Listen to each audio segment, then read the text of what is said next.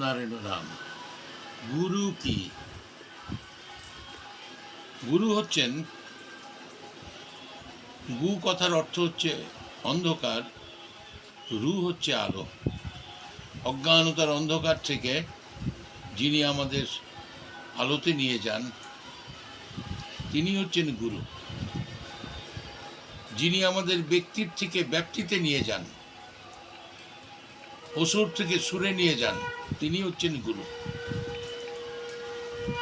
যে উদ্দেশ্যে সৃষ্টি,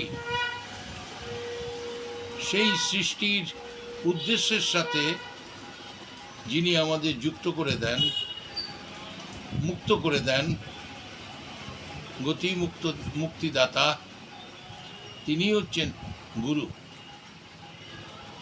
সচরাচর আমরা যেসব গুরু দেখে অভ্যস্ত, এরা হচ্ছে মন্ত্রবেচা গুরু, ব্যবসায়ী গুরু।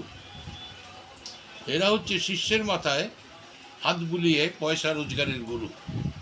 প্রকৃত গুরু যিনি, তিনি শিষ্যের কর্ণজনিতে এমন এক বিশেষ বীজ বপন করেন, এমন এক তেজময় ধ্বনি তরঙ্গ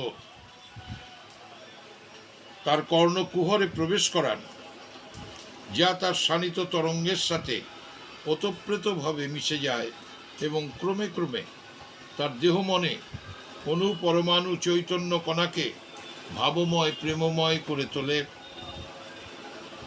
হাইড্রোজেন গ্যাস ভরা বেলুন যেমন ছাড়া পেলে মাটির টান ভুলে আকাশ পানে উড়ে যায়, প্রকৃত গুরুর দীক্ষিত শিষ্যেরও তেমনি ধীরে ধীরে এই পার্থিব জগতের সংকীর্ণ ভাবধারা ধ্যান ধারণা ভুলে গিয়ে বিশ্বপ্রেমিকতা সর্বজনীনতার ভাব জাগে। শাস্ত্রগত অর্থে একেই বলা হয়েছে মুক্তি। তাই যিনি আমাদের মুক্ত করেন, জন্মমৃত্যু চক্র থেকে মুক্ত করেন, আমাদের ব্যক্তি চিন্তার থেকে ব্যাপ্তির চিন্তায় নিয়ে যান, সেই ব্রহ্মজ্ঞ বেদজ্ঞ পুরুষ, সেই জন্মসিদ্ধ মহানই প্রকৃত গুরু। একমাত্র জন্মসিদ্ধ মহানই পারেন আমাদের জন্ম মৃত্যুর চক্র থেকে মুক্ত করে সেই আলোর রাজ্যে পৌঁছে দিতে। তাই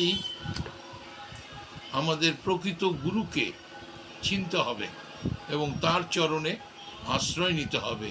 তাহলে হবে আমাদের কল্যাণ, আমাদের মঙ্গল, আমাদের সকল সমস্যার সমাধান। রাম নারায়ণ রাম।